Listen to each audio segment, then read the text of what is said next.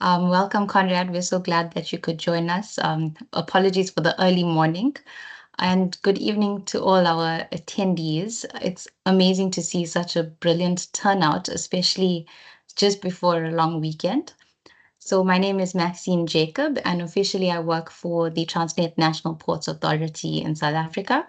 But for this evening, I'll be your host for the SAICE Knowledge Trailblazer Fireside Chat, which we do in collaboration with the SAICE Academy. So thank you to all of you for connecting with us today. We trust that it will be an insightful evening. So just in terms of the purpose and structure of the webinar, it's really to stimulate discussions within the civil engineering industry.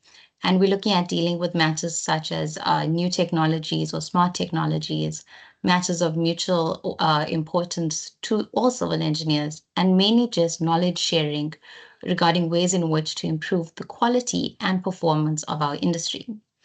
So SAICE tries to plan these fireside chats at least on the second Thursday of every month with a range of different interesting topics that will be coming up. So please do be on the lookout for those kinds of invitations.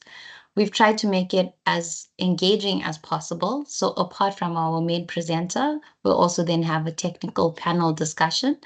And that will be joined by two of my colleagues, Mishka and Benedict. And we encourage you as the audience to participate by dropping your comments in the chat. And also, if you do have any suggestions for future topics, please also do let us know. So our main topic for today is high-resolution sonar imagery as an aid to maritime civil engineering, which provides a unique solution to a common problem across all ports, being the deterioration and aging of infrastructure and how we actually manage that. Now, given that ports are critical enablers for global trade and for economic growth, the efficient and reliable operation of these complex systems is actually critical. And this, as port and terminal infrastructure ranges from infrastructure that was built many, many years ago. So this is where our high resolution sonar imagery actually comes in as a very powerful tool and allows us to provide detailed underwater data. So in my basic understanding of it, sonar technology is actually crucial to ensuring the safety of our infrastructure and improving the ways in which we maintain our infrastructure going forward. So in this fireside chat, we'll actually delve into the world of high-resolution sonar imagery and allow our presenter, Conrad, to take us through the possible applications in the port space. Before we go on, let me allow our presenters this evening to first introduce yourself. Conrad, over to you. Thank you very much, Maxine. I appreciate the opportunity very much. As I said before, the reason that I'm presenting today is that I was a speaker at the PIANC World Congress in Cape Town, South Africa, the last week of April and the first week of May. And the image behind me is actually a digital terrain map showing a cutter suction dredge that is operating in a harbor for maintenance dredging. And I spoke in the dredging stream. SAICE was one of the exhibitors at that Congress, and I struck up a conversation. And after that, I actually had a virtual meeting with some of the executive from SAICE divisions. And so this is where Tom McCune reached out to me and asked me to present. So it's a great opportunity. My background is as a mechanical engineer. I went to Canada's Royal Military College, where I also became a artillery officer in the Canadian military. But I paid my way through the university. So as well as being an active reservist in the military, I started to work in naval sonar programs. And so I've had contact with the maritime environment throughout my entire career, which started way back in 1982. So I currently work for Kongsberg Discovery, which is part of Kongsberg Group, a 14,000 person company, 210 years old, majority owned by the Norwegian government, that also has business in digital technology for digital twins for vessels and for offshore oil and gas platforms. In military, we just doubled the size of our missile plant based on the geopolitical situation. And in terms of maritime, where we're heavily involved in vessel design and construction, both commercial and military. The Kongsberg Discovery is the part of Kongsberg Gruppen that focuses on sensors, primarily acoustic sensor technology, which comprises underwater mapping equipment. So, for instance, South Africa has research vessels that have a suite of our midwater and deepwater sonars on them. We've done work with De Beers using side scan sonar for subsea diamond mining. We're involved with companies that are researching deep sea mineral exploitation. And you will see now some ideas that you may find are useful in port infrastructure and maintenance. So that's a little bit about myself. Is it okay if I share my screen and move into the presentation? Sure. In 2 minutes. Thank you so much for that background. I think your history is expansive, and we can't wait to hear from you. But before we go on to your presentation, and I know we're trying to buy back some time, I'd like to Right. first allow Mishka to introduce himself. I see Benedict has not yet joined us, but Mishka, if you'd like to introduce yourself quickly, he will be a panel member later on. Over to you, Mishka. Sure. Good afternoon, everyone. My name is Mishka Prinsloo. I am a senior engineer at Transnet National Ports Authority. This evening also representing the SAICE Marine Division as the chairperson of the Marine Division. Thank you. Thanks so much, Mishka, and let's hope that Benny does join us a bit later on. Conrad, over to you, if we can go through to the presentation. Super. Thank you. Conrad, can I just check, is there any sound in any of your clips? There is not. Not? Okay, perfect. And you don't need to use computer sound. You're good to go, and we can see it clearly on our side. Thank you. Thanks, Mishka. Perfect. So the organization of this talk is to talk about the needs of civil engineering with respect to asset management, and specifically for this audience, port asset management.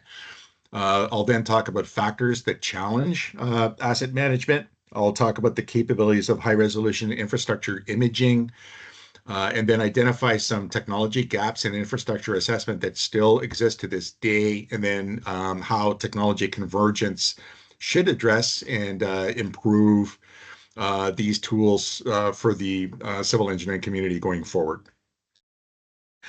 There are various asset types, and there are more types of infrastructure where this technology is involved than solely port infrastructure. And so here on the left, there's a photograph of dams, and what I've provided underneath each of these asset types are reference manuals that describe how civil engineers should inspect and assess particular infrastructure. So for instance, with dams, a failure of a dam, of course, is catastrophic because of the downstream effects. Bridges, they can interrupt the smooth operations of infrastructure. Locks and canals are necessary for a smooth movement of goods, and as was experienced with the Evergrande grounding inside the Suez Canal can severely disrupt and add costs to shippers. And then port infrastructure, of course, you're very familiar with. In terms of the needs of civil engineering asset management, if you think about a port, some ports actually have very complete and robust asset management systems, and typically the larger the port, the more focus they have on understanding and documenting their assets, but the more challenging it is just because of the effort of sheer numbers. So the entire process of understanding an asset management system is to build an asset database. What are the assets? Where are they? Then the next thing is that the organization needs to build and develop an understanding of the baseline conditions of the assets. And sometimes in past, there were not good records that were kept, especially when we moved from paper-driven assets towards digital assets, frankly, a lot of material got lost in translation, moving from paper to digital. And, as an example, when I started my engineering studies, I actually still used a slide rule in my first year engineering examinations. And now, people don't even know how a slide rule works. Well, same thing with documentation. When I started off, we had a gigantic blueprint machine. People were still using pencil and vellum and inking in final drawings. Everything now is digital in CAD. So a lot of older infrastructure, the understanding was lost because it wasn't properly ported over to a digital environment. The next thing is, once there's an understanding of the baseline conditions, the engineers responsible for that infrastructure need to develop and execute an inspection protocol. And when they understand the baseline conditions and have developed an inspection protocol, and it takes money and time to execute inspections, then they need to approach the port management, finance team and secure an asset maintenance budget. And then what happens is that we get into a cycle. And as you can see, there's a dotted line at the bottom, and the cycle starts with monitoring the infrastructure degradation over time, conducting infrastructure assessment on an ongoing basis because degradation is a continual process, and then using that information to develop an informed action plan for the asset itself. And in terms of actions, you can preserve an asset using certain techniques. You can repair an asset to mitigate impact damage or elision damage that occurs during operations. You can rehabilitate an asset in order to return it to its original as-built condition in terms of load bearing, or if the degradation is significant enough or any damage that occurs during operations is significant enough, you can replace the asset. So just before I continue, is the pace of my speech okay? And is it clear enough for the audience? Yes, Conrad, perfect. Excellent, thank you. So these next images lean heavily on the American Society of Civil Engineers Manual of Practice 130, which is available for purchase. And this document is called the Waterfront Facilities Inspection and Assessment Manual of Practice. And I've actually participated for the last year and a half in the working group that is revising and upgrading this practice. The American Society of Civil Engineers has a conference every 3 years. The next one is occurring in Providence, Rhode Island in 2025.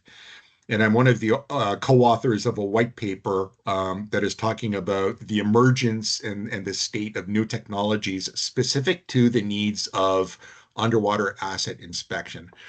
So the next slides you see are outtakes. And what I wanted to show here on the left is that when a civil engineer is looking to do inspection of timber members, this manual of practice gives guidance as to the degradation state of the elements. So at the top, you can see a figure that has been drawn to provide guidance to an inspector of the state of damage. At the top, minor; at the bottom, severe.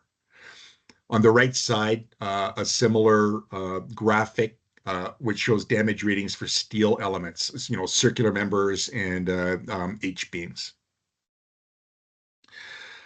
These two figures on the left, it shows the various stages of degradation. And again, these are drawings of reinforced steel piles, and on the right, pre-stressed concrete piles.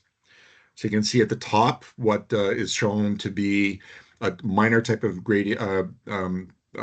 damage rating, and on the bottom, severe. So when people are doing inspections, including underwater, they're observing and based on experience, making notes either underwater or using comms to communicate to the surface these rates of instruction.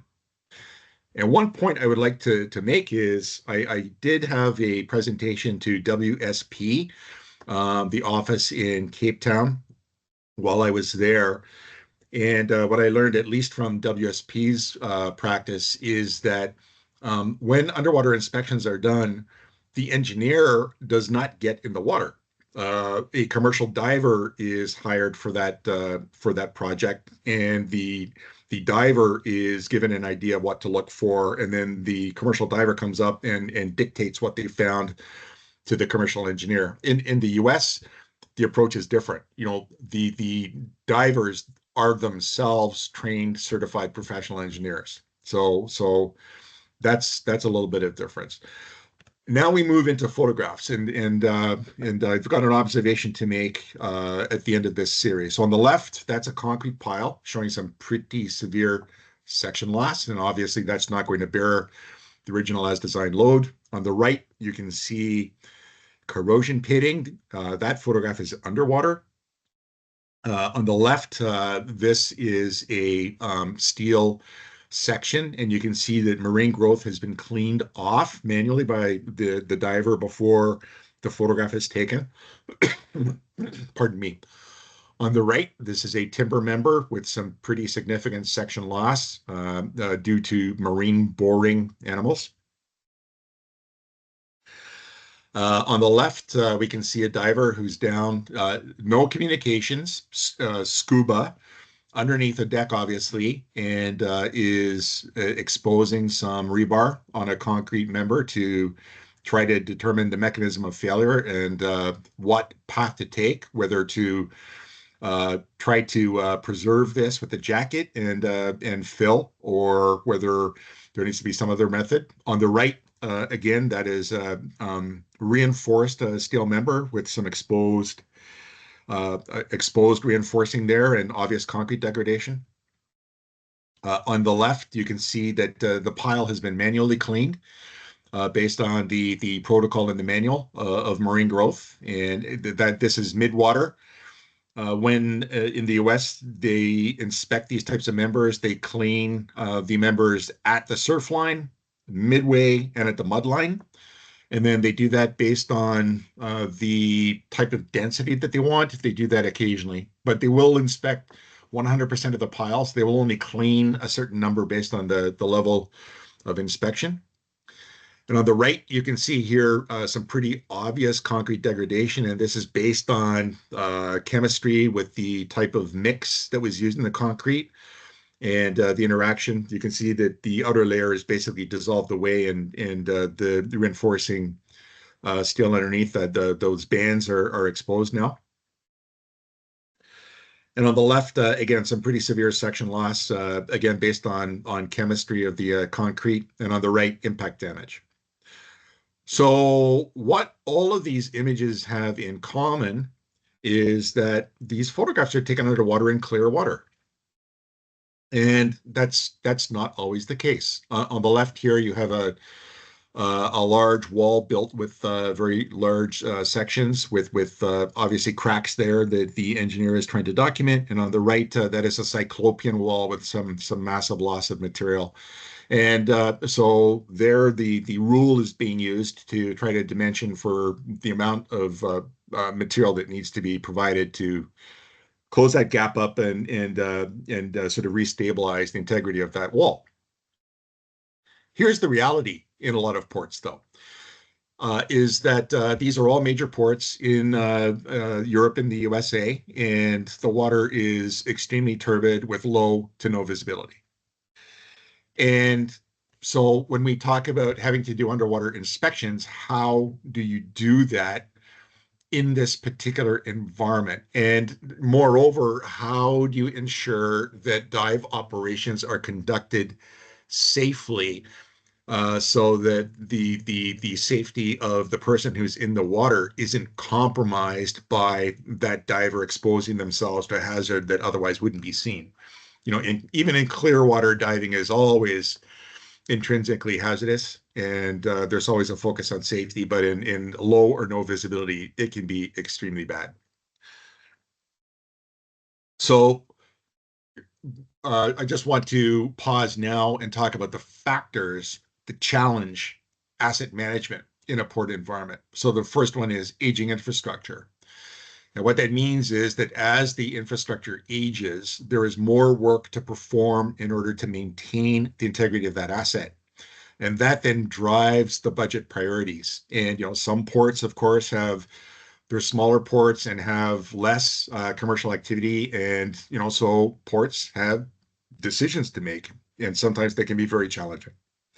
The second driver, at least in a lot of the places that Kongsberg works, is that there is a massive amount of workforce loss, specifically the loss of expertise based on people hitting retirement age and exiting the workforce.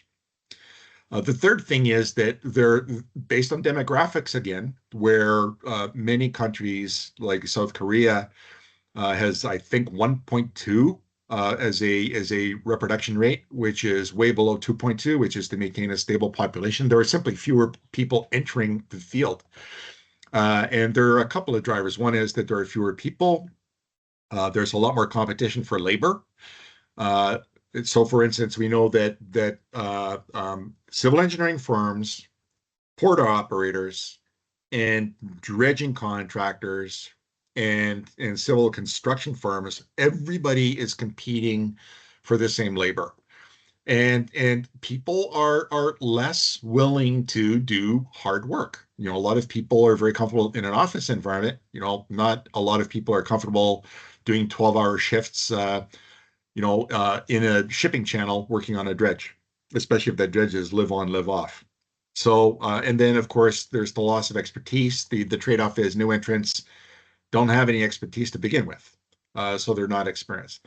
Then there's climate change. The U.S. civil engineering community is currently designing for a 4-foot sea level rise, or 1.3 meters by 2050. That's only 25 years from now. It's not a long time.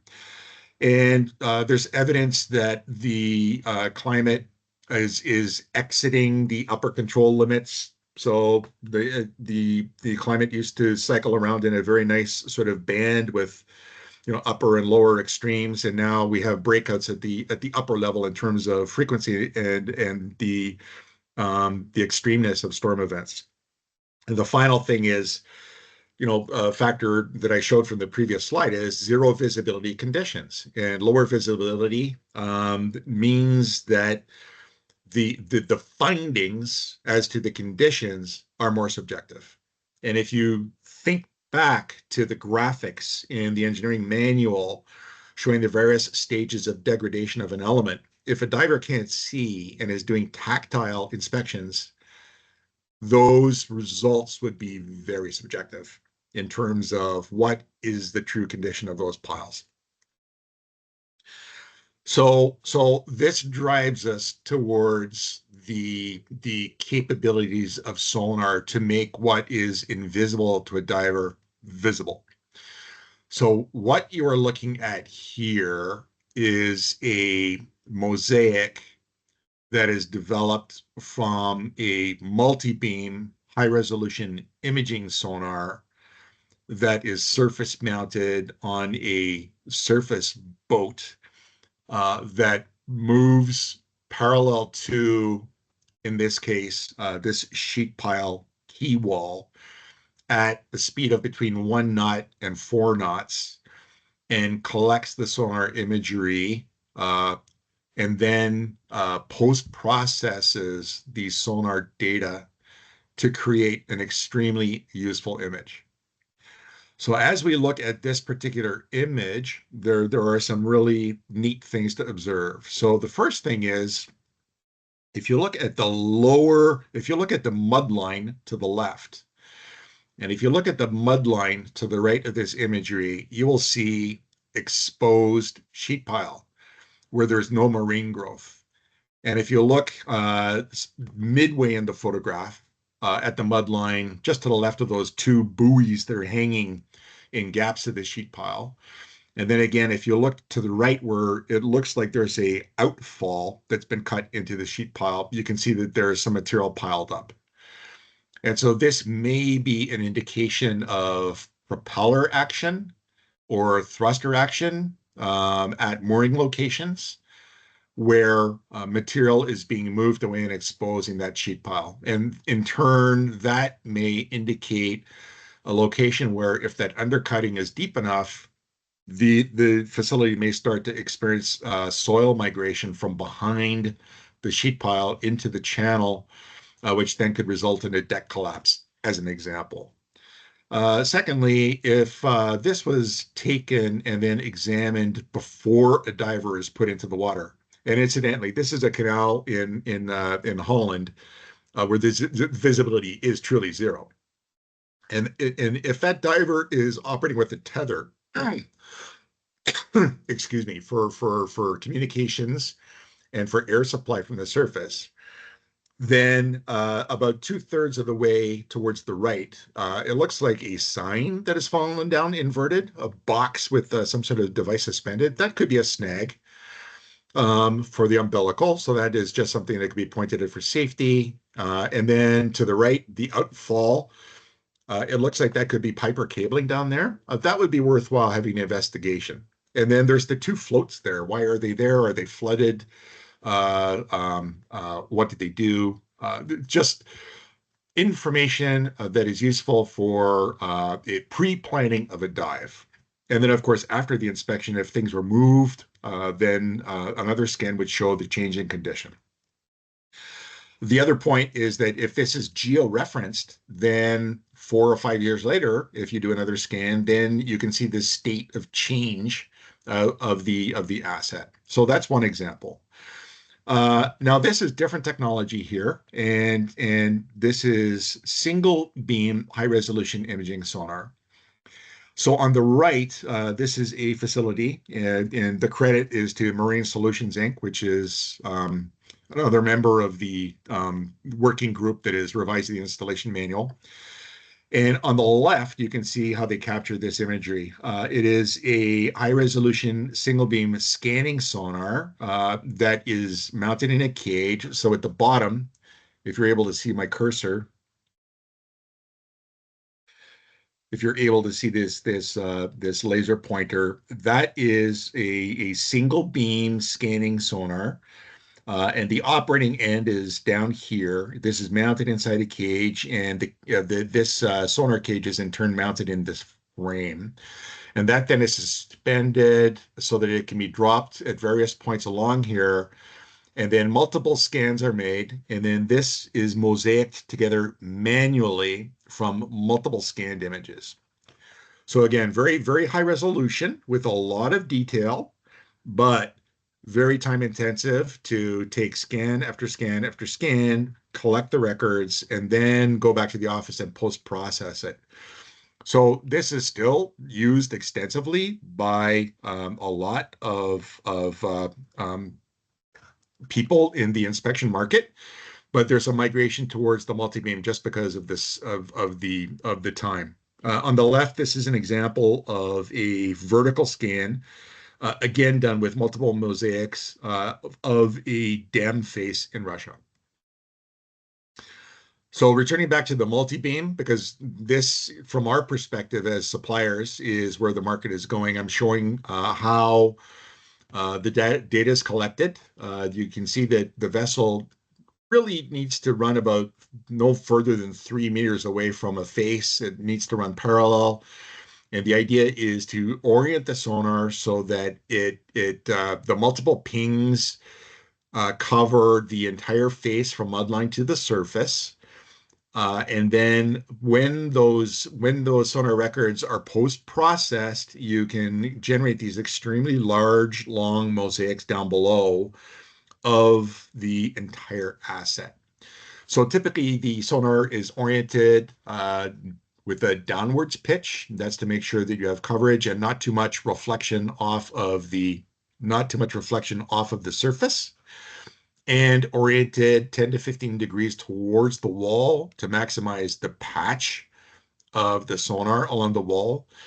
And the reason that this is important is because the post-processing software takes ping after ping after ping after ping, And when those are overlapped, it actually pops out and increases the resolution of the sonar imagery. And so you can see very clearly there is a seam mark here along the bottom. These aren't defects in the imagery. These are actual features inside the concrete. You can see here a little bit of a chip out in the wall. You can see that there's some sort of object down on the bottom, and there's interesting behavior here. Like this is a seam in the wall. When you see a pile like this on the left, that is a very strong indicator of soil migration from behind through a seam. So a lot of really good information to glean here. This again is a canal in Amsterdam, and very, very old infrastructure. The thing to remember about a lot of locations in Europe is during World War II, a lot of assets were heavily damaged by bombing, and when these assets were repaired under wartime conditions, the focus was on getting the asset up and running again so that supplies could be dropped and shipments could be made. The focus was not on documentation. And therefore, in a lot of these areas, the documentation is not available, which is why I talked about baselines in the past being important. But again, you can see a very, very, very long mosaic here of old infrastructure.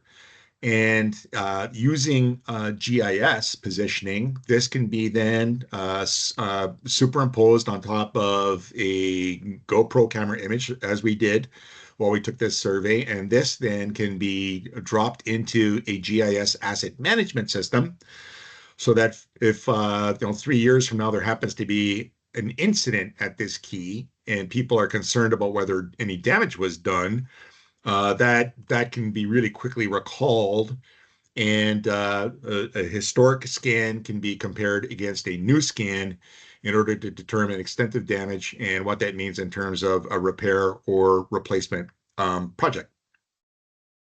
Again, another example of a canal in Holland. This is a storm surge barrier, and this one is kind of neat because we have vertical data here where marine growth has popped off the walls, which is a strong indication of spall based on the corrosion and expansion of the underlying reinforcing steel. This is an example of a canal. And so what I want to explain here is on the upper right is a real-time wedge of the high-resolution sonar. And so if someone was actually on a vessel and that vessel was standing still and just pinging, that is what the operator would see on the image. If you didn't have this post-processing mosaicing software, then you could play the record and you would see the blue wedge. And so you could stop it, and then you could go back, and you could sit there and just like I'm doing now, rewind and say, hey, there is that bubble line, and there are the suspending cables that are supporting the bubble line. But the benefit of having mosaicing software is that, and this is much more useful to the engineer, and especially when you're talking to management that don't have a feel for engineering challenges, pictures are really valuable when you're trying to explain the need for budget.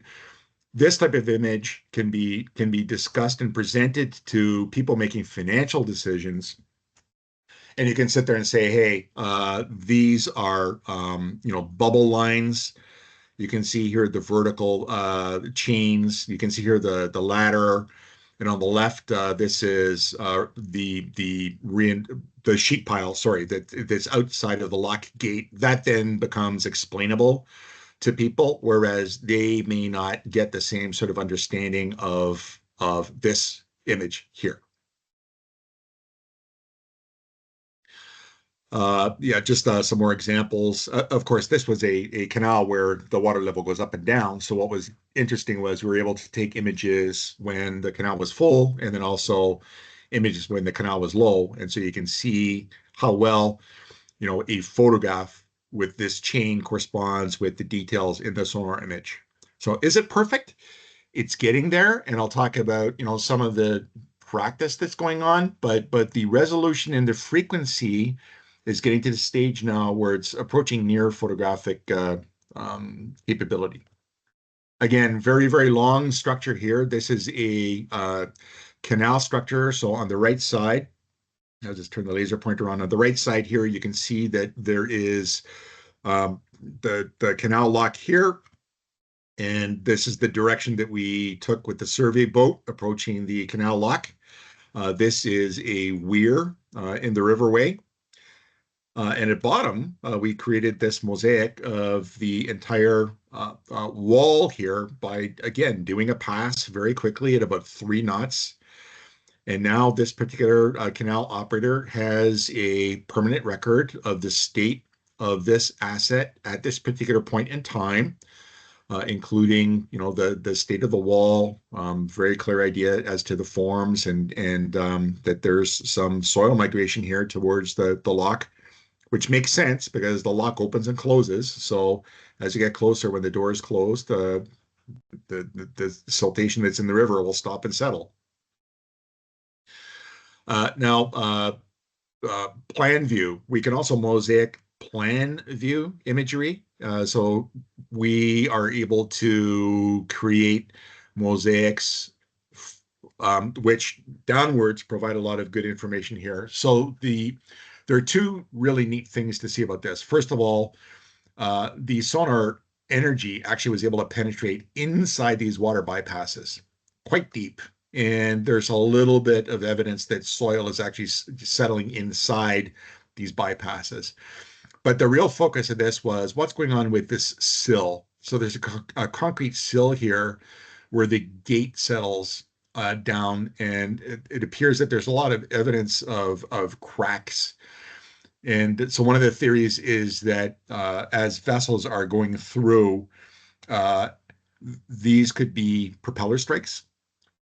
But in any case, the concern was, what's the mechanism of this damage, and does it need to be repaired? How would that impact the proper operation of the gate when the authorities decide it's time to close and protect inland infrastructure from an excessive storm surge?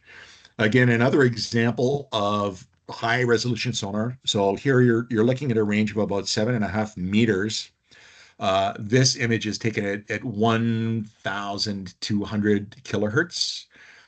As you go higher in frequency, the range that the sonar is able to see gets shorter, and the angle of view narrows in. But that's when the resolution gets better.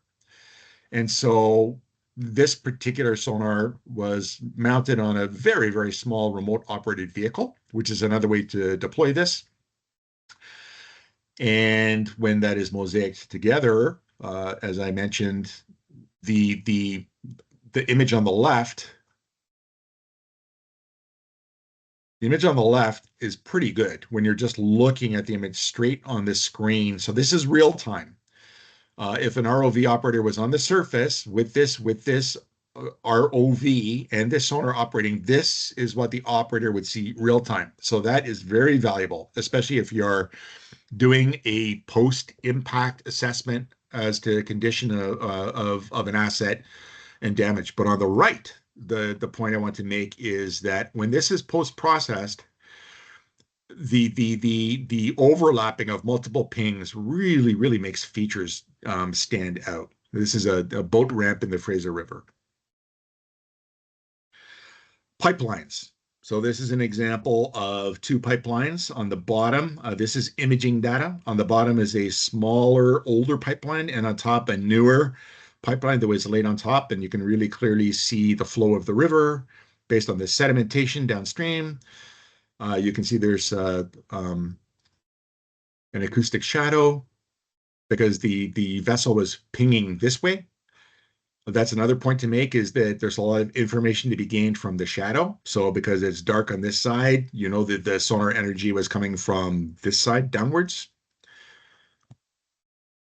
This is another point I want to make, is that some sonars, particularly one model that we make, some sonars can produce 3D point clouds, just like a downwards multi-beam echo sounder does. And so what you can do with that is drape a surface on top in a post-processing software like HiPack or IVA or Quincy or SonarWiz. And so on the bottom right, you can see that these are cars at a notorious site in British Columbia where if people cannot make their car payments, they will dump their cars down a boat ramp into the river and then claim that the car was stolen. And that explains why there are multiple cars here in the river. But you can see here that this vehicle on the upper in the upper square, again, let me turn my laser pointer on. This vehicle here in the upper square shows up here very clearly in the 3D point cloud. And on the left, this is the high resolution imaging sonar. So on the right, you can see the car, you can see that there's some features. When you drape a surface on it, those characteristics actually are worse. Because when you drape a surface on top of points, you're not imaging the thing, you're creating a model of the thing. On the lower left, we can actually identify that this is the Mitsubishi Eclipse Cabriolet, front seat, back seat, and so a lot more detail in the imagery. On the left, this is this car lying on its roof, and you can clearly see the four wheels and the undercarriage and the catalytic converter and the engine and so forth. So that again is something important to notice, the difference between imaging data and 3D point cloud data and the difference between the two. So in terms of technology gaps in infrastructure assessment, so one of the issues is that sonar does have some constraints. There are constraints that are driven by physics, and one of them is that the resolution is a function of the frequency, and also because you are sending out acoustic energy against a surface and it reflects back.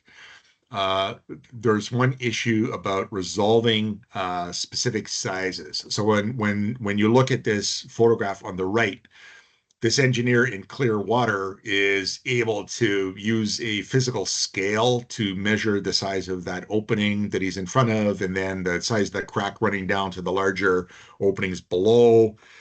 You can see that there's a chain that's hanging down at the bottom of the photograph. Those features are all identifiable and measurable in clear water. When you go to low or no visibility, that gets very difficult. That size of feature using sonar, you would be able to approximate very well the amount of material that it would take to rehabilitate that wall and reduce the amount of further loss in that wall. The second bullet, I talk about correcting for different sound velocities. So the accuracy of sonar data is affected by three things. It's affected by the density of the water, which is a function of depth. It's affected by salinity, because the speed of sound in saltwater is different than the speed of sound in freshwater. So that's something to keep in mind in estuaries where you have fresh and saltwater mixing. And then by temperature, which at certain times of the year, you can have a lot of thermal gain close to the surface. And so you could have the impact of the speed of sound velocity changing for different scans of the same asset at different times and in different conditions. To mitigate against that, there are sound velocity sensors. Typically, we recommend that one be located proximal to the sonar. A better way is to actually have a sound velocity probe where you can take a sound velocity profile. And the caution there is that sound velocity profile is accurate at that spot for that time because it changes. So not correcting for speed of sound may have some issues. Using a sound velocity probe at the sonar head is a pretty good way to mitigate for that. Multipath, I think that you were able to see some examples where there were sort of multiple images or lines. For instance, that canal with the concrete wall, that is an instance where when you have a sonar image that hits a sharp edge like this, that you can get the one single return, but you could get multiple returns from the same feature, and that shows up as 2 or 3 different lines, a solid sonar image and then 2 ghost lines. That can also occur, multipath can also occur from reverberations off the surface if there's too much sonar energy reflected at the surface. To georeference or not to georeference. Now, this is really interesting, is that the software that we use to post-process the multi-beam images can create extremely large mosaics without positioning data and without motion reference. And so for people on this call who have worked with hydrographic surveyors, you definitely need position accuracy, RTK, and you definitely need motion reference to correct for heave, yaw, pitch, and roll of the survey platform to make sure that the sonar pings are corrected for vessel motion. You don't require that to get good mosaic data because the software uses feature-based software processing and is not motion compensated. So when I say to georeference or not to georeference, if you have accurate as-built drawings and already have survey data, then you can take an image and you can connect that image in a GIS system by reference because you know where you took that scan of that asset. But in an area where you want to have more accuracy, then of course you could use positioning on board the vessel at the same time that you're collecting the imaging data. And if you are using a sonar on a survey vessel to image and capture 3D point cloud data, then you would want to have accurate positioning and heave motion compensation on that vessel. So, and that's the way we promote solutions to users is, good, no georeferencing, better georeferencing, and it doesn't have to be super accurate. Best is complete RTK motion reference with heave and motion compensation. Yes. And then acoustic reflectivity, excessive turbidity, those are issues dealing with the environment itself. One of the things about higher frequency sonar, it's like LiDAR. The signals get attenuated. You can have extremely high turbidity counts and still get good, decent sonar images at the higher frequencies that we're offering. Acoustic reflectivity talks about the different materials of construction. So you're going to get strongest returns off concrete and steel. Wood is going to acoustically absorb some energy. And a lot of facilities now are using composite elements for things like camels or fenders that are made out of engineering plastics. And they absorb and reflect energy differently than other materials. So that is something to consider with respect to the type of asset that you're inspecting. And then 2-dimension versus 3-dimension imagery. The point I want to make here is that a surface draped on 3-dimensional points is not a 3-dimensional image. We are, however, working with draping high-resolution 2-dimensional imagery on top of 3D point clouds. And that becomes interesting. It means that you could get some 3-dimensional understanding of the underlying asset when you drape a sonar image on top of it. It would distort the sonar imagery slightly because, of course, that is 2D data. But again, that may aid some understanding for some viewers. Now let's talk technology convergence, and specifically with respect to engineers. We've talked to some engineers who do dive inspections, and for some reason, many of them express a reluctance because they feel that sonar somehow is going to reduce their ability to generate revenue. And, the response is this, engineers produce technical reports on the asset conditions. A sonar can't do that. Even AI will not do that. Engineers have the expertise to assess an asset.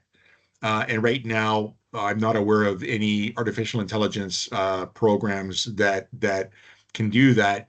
And then, of course, there's the entire legal liability aspect that a computer program can't be held liable or accountable for a very important professional decision, which leads to the second bullet, that non-engineers are actually the ones who make financial decisions using engineering reports. And so, imagery becomes a very useful tool for engineers in their practice when they're talking to people who have to make budget decisions, and money is always finite. And at the end of the day, for ports, it's taxpayers' money, so there's a obligation to be responsible to taxpayers and stakeholders. The material needs to be presented in as easy a way to digest as possible, and imagery helps vastly in that. Third thing is that engineers, we know that they must work in low to no visibility water.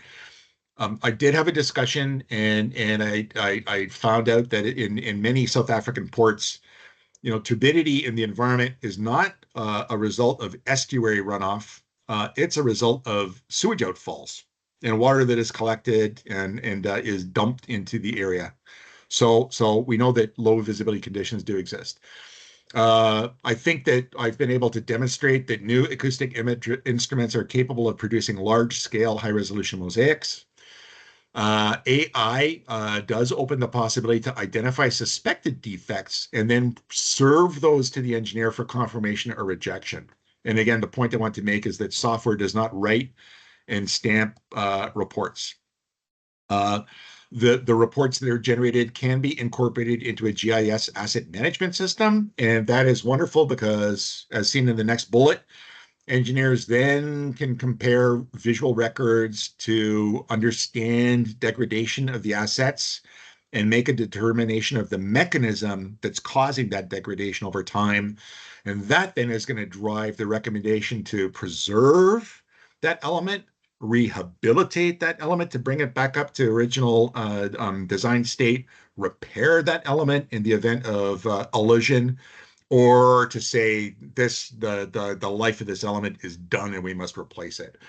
And then once budgets are secured, engineers can use the data to execute the approved plan and update the asset management system.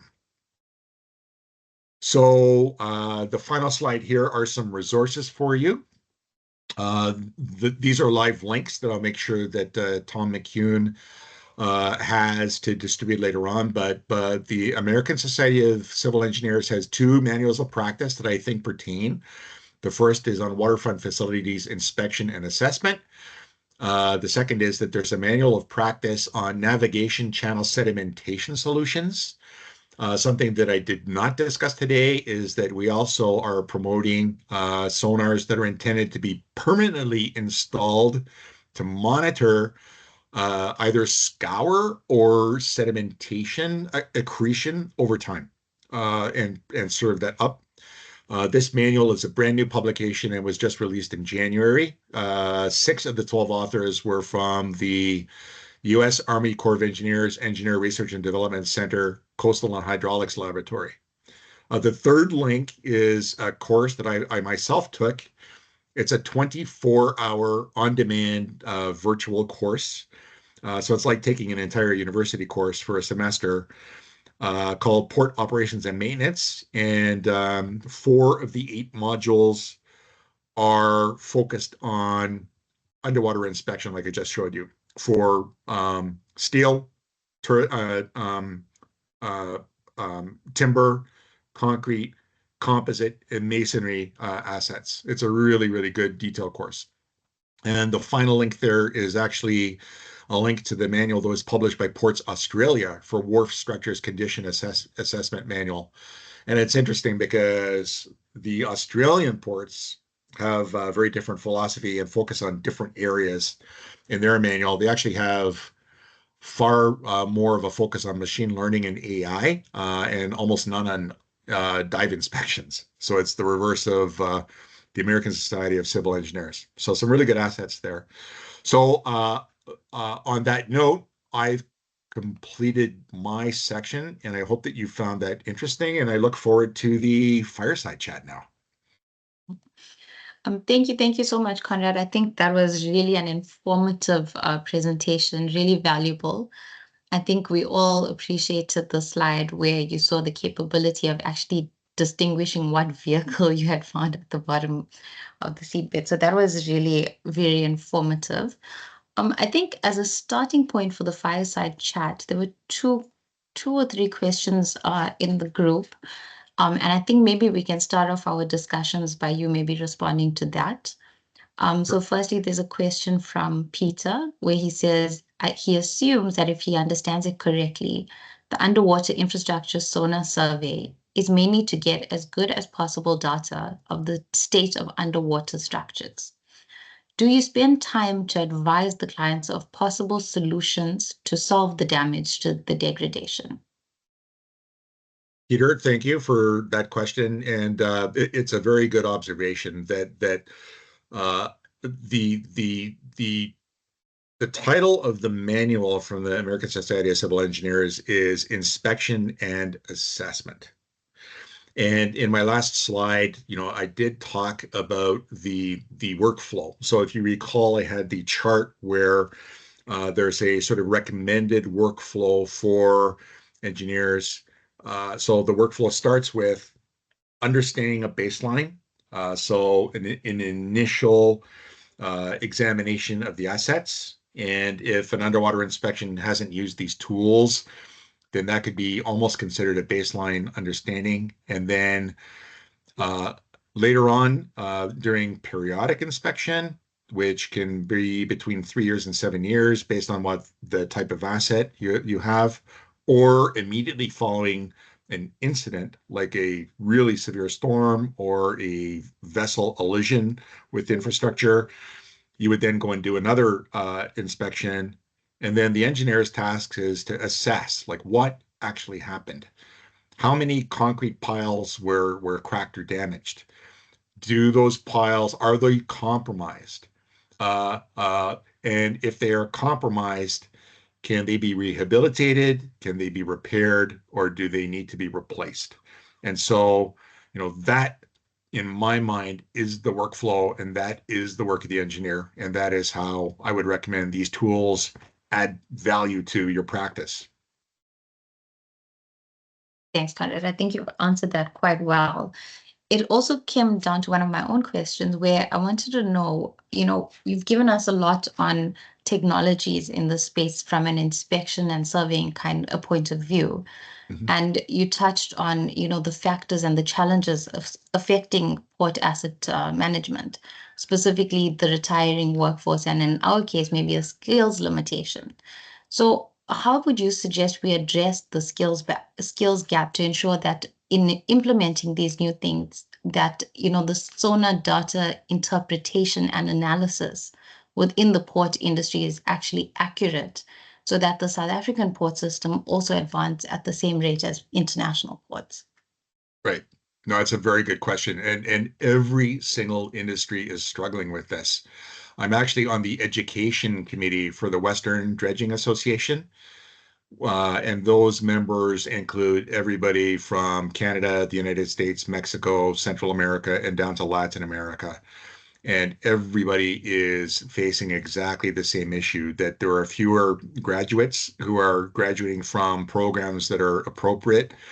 And out of those graduates, there are fewer people who are actually willing to put the time and effort in to learn these skills. So there's a skills gap, but this is where technology can assist to fill those gaps. One point I want to make is that this type of sonar imagery and data processing is kind of sexy. It's kind of fun, right? Whereas, putting a wetsuit or in certain climates a dry suit on and having to dive down in a hazardous condition, it can be very intimidating and less attractive. So, I think it's obvious that technology transfer, does occur under mentorship.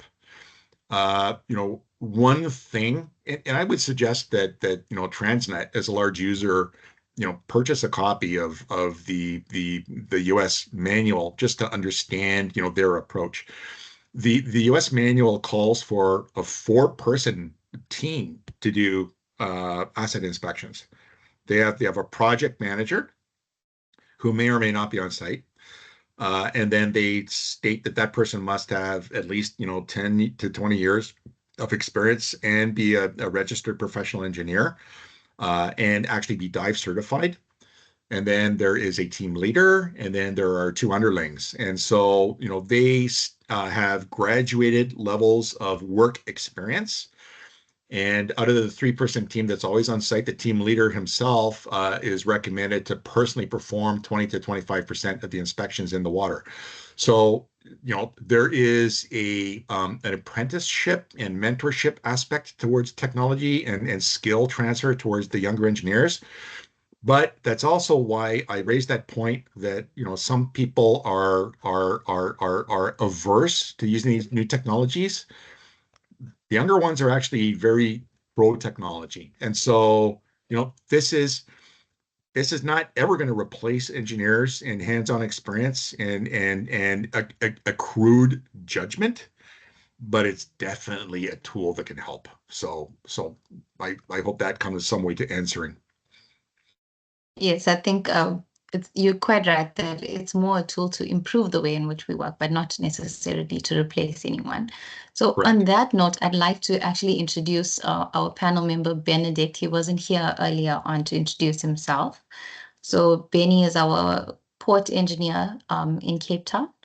So Benny, if I can allow you to then introduce yourself, your role within the Transnet system, and maybe then to give us some background to how you actually maintain infrastructure within the Port of Cape Town, and what are some of the challenges that you guys may face?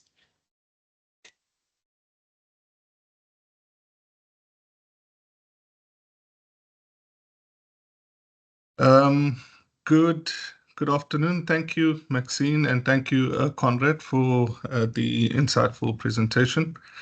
Thank you, Benedict.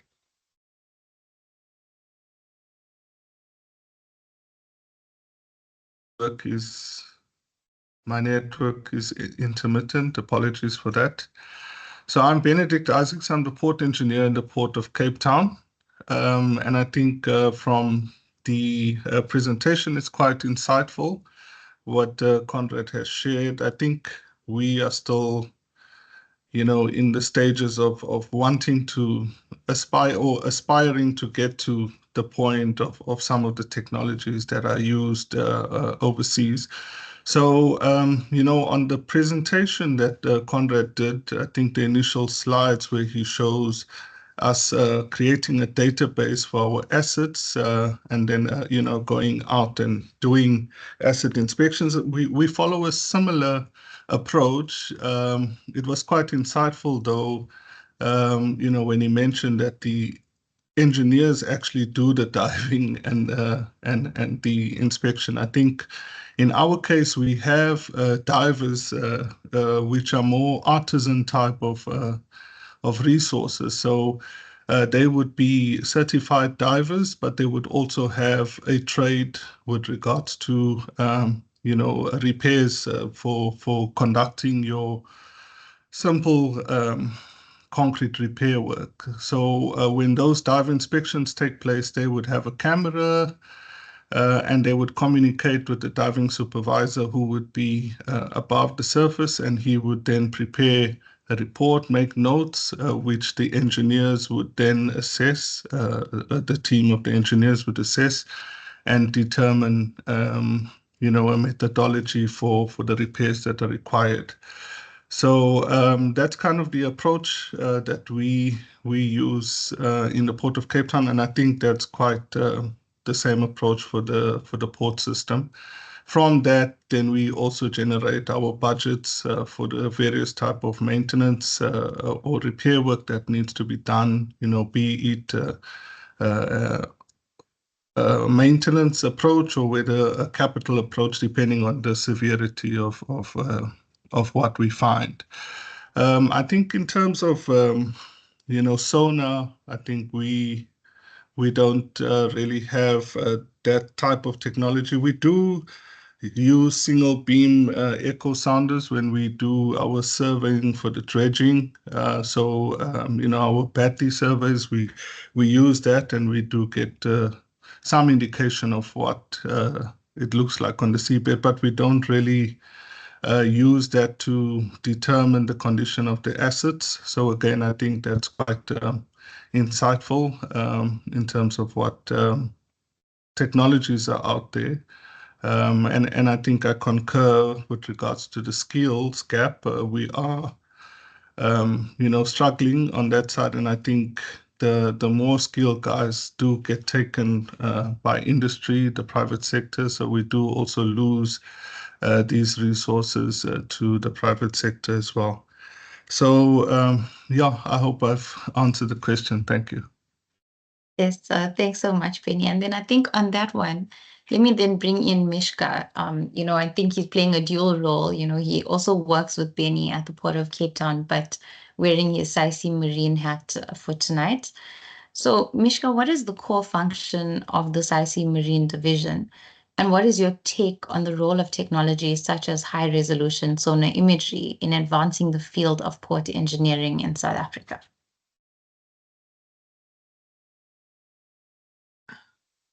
Yeah, thanks for that, Maxine. So obviously, I think at the moment in South Africa, as Benedict has mentioned, our use of some of this technology is a little bit limited. And in the cases of asset management as it relates to the sonar usage, I think there's a big potential for us to improve on some of the ways that we do things and incorporate some of the new technologies that's available out there. I think one of the potential disadvantages for the way we do some of the inspections in relation to divers that are not necessarily engineers is that sometimes you are sort of you sort of based on the skills that they have, you get the information like cracks and things like that, but you might miss out on quite a lot of information. And when you couple that with things like visibility issues in some of the ports, you could miss out on quite a lot of information if that's the only source of inspections that you're focusing on. So as it relates to SAICE, obviously we are an industry body, and it's about arranging things like this where you are making people aware of some of the technologies that are out there, linking various organizations together. So in this case, we have organizations like Transnet, we have the private sector, we have the public sector, we have contractors out there who might be making use of this kind of technologies. And in this case, also trying to understand what is happening internationally and how we can make use of some of that technology. So at the moment, I think it's just linking various bodies together and making them aware of some of the technologies out there and making them aware of how we could potentially improve the way in which we do things as a country. Thanks. Thanks. Thanks so much for that, Mishka. And I think let me go back to the chat then, Conrad. Sure. I do see you have your hand, so you can come through it before we get to another question. Yeah, no, I appreciate the comments from both Benedict and Mishka, and I just wanted to make a couple of statements. I was not giving a commercial presentation, and I intentionally focused on communicating information, right? Because that's what this audience is all about. But I do want to point out that we do have a Kongsberg Maritime office in Cape Town. And I'm not sure if Pierre Marais, the managing director, is on this call or not, but I did invite him. And also, one of the people I spoke with when I was at the PIANC conference is a fellow named Bruce Nell with Oinatech, who already does business with Transnet. And so, if there is a desire to pursue more information from a commercial standpoint, that those are our two venues that we could pursue. And with respect to technology transfer, the Australian manual and the US manual have a lot of guidance that could assist, and in terms of people like Mishka and Benedict to evaluate what could enhance the practice for Transnet and for SAICE in general, and I'd be happy to coach as well there. So just some comments. Thank you. Thank you for that. I think Mishka and Benny, you guys can then get in touch with the Kongsberg Marine and understand that, of course, that it was not a commercial, but Right. knowledge sharing, but that kind of interaction is always valuable. So I think the next question, Conrad, is how do you actually repair assets under turbid water? Do you have any guidance on that? Yeah, so the port operations and maintenance course, which I referred to, has an extensive set of modules on the repair and rehabilitation of all of these elements. So how to sit there and twin timber piles with sister piles, or to install bents to reinforce timber structures that may have been affected. They have a lot of examples of how to jacket and rebuild lost section of concrete elements using jacket, and then selecting the proper concrete based on the conditions to rebuild lost section that was lost to concrete degradation over time.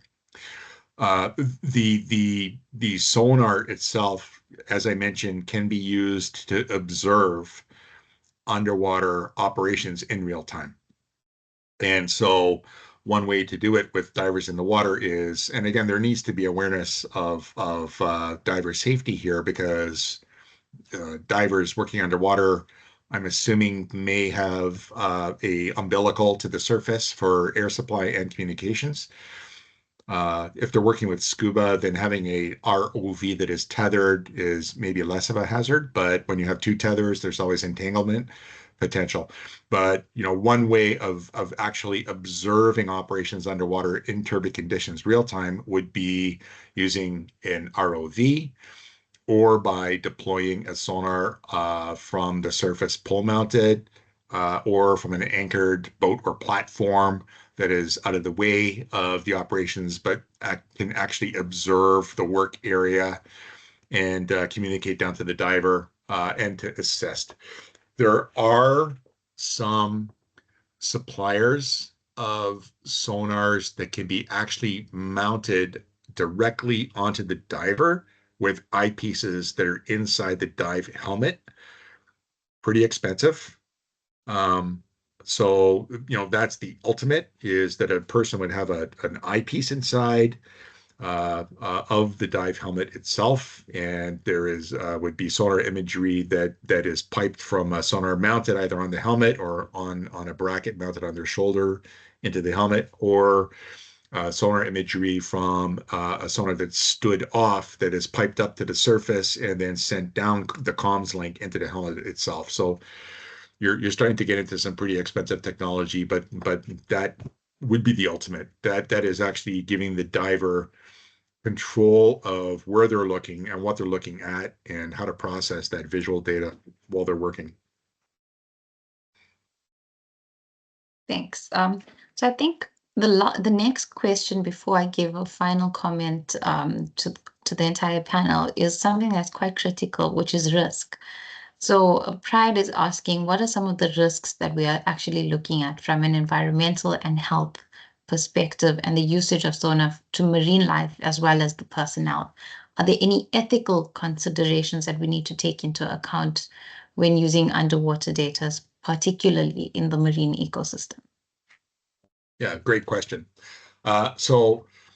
I know that there is a lot of concern about the use of military-grade sonars, particularly active sonars, that are operating at very low frequencies, because that is where you get range. So the lower the frequency, the longer the wavelength, and the more energy that is put into the water, the more disruptive that type of sonar is on cetaceans.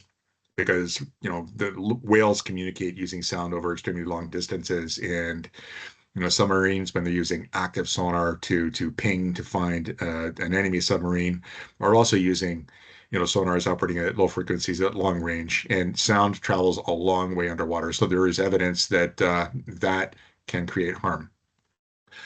When we're operating in these frequencies that are very high frequency, it's completely outside of the range of any impact on any wildlife. So we actually do a lot of work with people who are doing environmental studies of species under threat, like eels, very rare fish. These sonars are used for monitoring and doing fish counting at fish weirs and fish ladders on river systems in the USA. They're used for eelgrass assessment, for spawning grounds, for species like herring close to the water line. It's completely safe to use these sonars in the water around humans. It is not in a frequency where there is any type of ecological effect whatsoever. So I hope that resolves that question. There is actually a publication that was published by the U.S. Navy as to sonar operations proximal to divers, because of course divers are highly trained and they're an asset that you don't want to damage. So I hope that responds. I'd be happy to provide that reference later. I don't have it at hand. That's fine. Thanks. So I think just to round up, there are still a few questions on the chat. So what we'll do is then we can then tabulate those and send them through to you, Conrad, to respond at a later stage, and then circulate it to the entire audience. So in that, if you could also just provide that reference, I think that would be quite interesting as well. That'd be wonderful. Maybe then, sure. I think maybe then as a final question to Mishka, Benny, and yourself, I think it's without doubt that there's major benefits to investing in this type of technology. Now, we also understand that there is a financial restriction or constraint with most of our port system. So how then would we communicate the value of the sonar technology to our port stakeholders as well as our decision makers? Should we be able to take this forward then? I would make one recommendation is that it's all about workflow. And so, the key is for whoever you choose as a sonar supplier. We hope it's Kongsberg, but there are others out there. We hope that there would be a dialogue between what expectations are and how you currently perform work, and how this tool can be used to expedite and smooth out the workflow. One thing about these sonars is that they're extremely small. That's the size of a high-resolution imaging sonar, right? It's like 2 kilos in water. So very easy to deploy, very small. It's a portable asset. Some companies actually have a rental pool where they can rent out these sonars on a day rate. So one solution may be to put a toe in the water instead of jumping completely into the cold swimming pool, by doing a rental or purchasing one asset and then tackling a difficult project and using that as a learning point, because the asset's very transportable. This type of sonar can be shipped, it can be carried as carry-on luggage in an aircraft, because it's well under the 50-pound weight for checked baggage. And so in a Pelican case, along with cabling and a pole mount, if you have existing survey boats, then you already have an asset to deploy it. It's very deployable. And so my recommendation is, try before you buy, or consider it as a mobile asset that can be deployed from site to site. And also that way you can build some expertise with a team that would gain experience and then be able to mentor other users if you decided to roll it out. And that would be my recommendation. I think that's a brilliant recommendation, especially for an organization like Transnet, where we've got 8 commercial ports. So I think testing it out would be, and later building in that capacity. Yeah, and Mishka and Benny? I actually did do a tour of the port of Saldanha when I was at the conference. It was very well hosted, and I got a sense of the scale and scope of operations there with the iron terminals and with the container terminals and also the commercial fishing that was out of that port. So, I have a little bit of appreciation for your challenges. Thank you. Yeah, it's one of our busy port, but definitely not the busiest. So the scale and magnitude of the South African port system is quite extreme. Benny and Mishka, do you guys want to come in on, selling this narrative and any other parting shots from you guys? I can come Yeah. in. Okay, Penny first. Okay, thanks. Thanks, Mishka. Thanks, Maxine. I think, we're quite fortunate that we have the Chief Engineer's Office as well as the Center of Excellence, where we are, driving towards having a more resilient asset management process as the infrastructure department.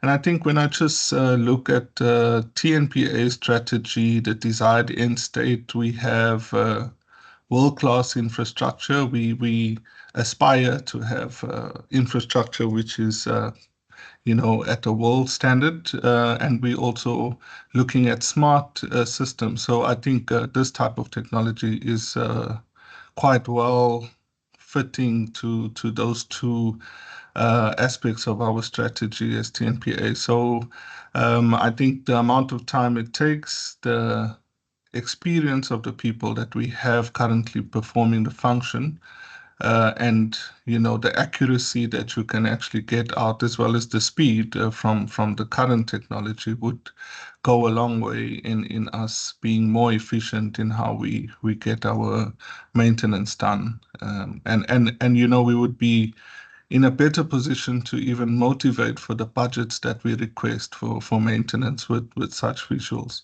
Yeah, thanks. Thanks, Benny. Mishka?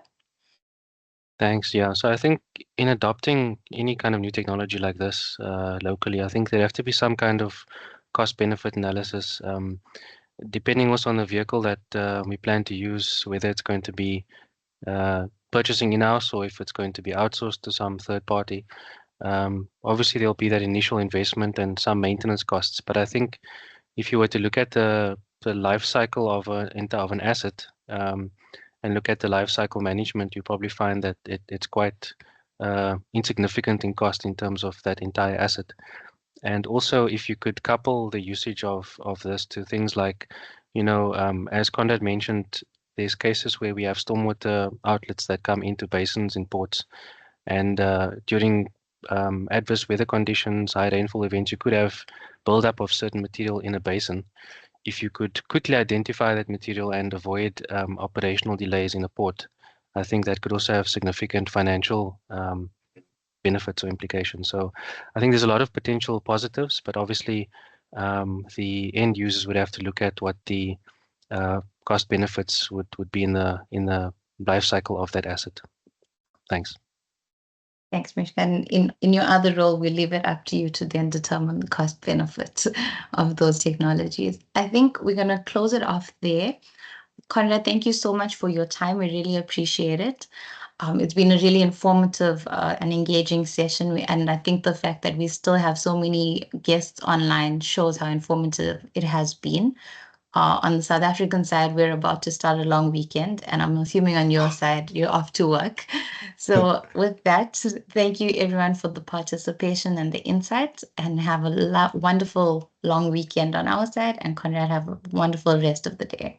Thank you so much. Thank you so much for the opportunity. And if anybody has any questions or follow up, I will, Maxine, follow up with all those questions that you recorded and work with Tom to provide a PDF of the presentation, the links to all those assets, and then respond to any questions, and look forward to further discussions going forward. Thank you.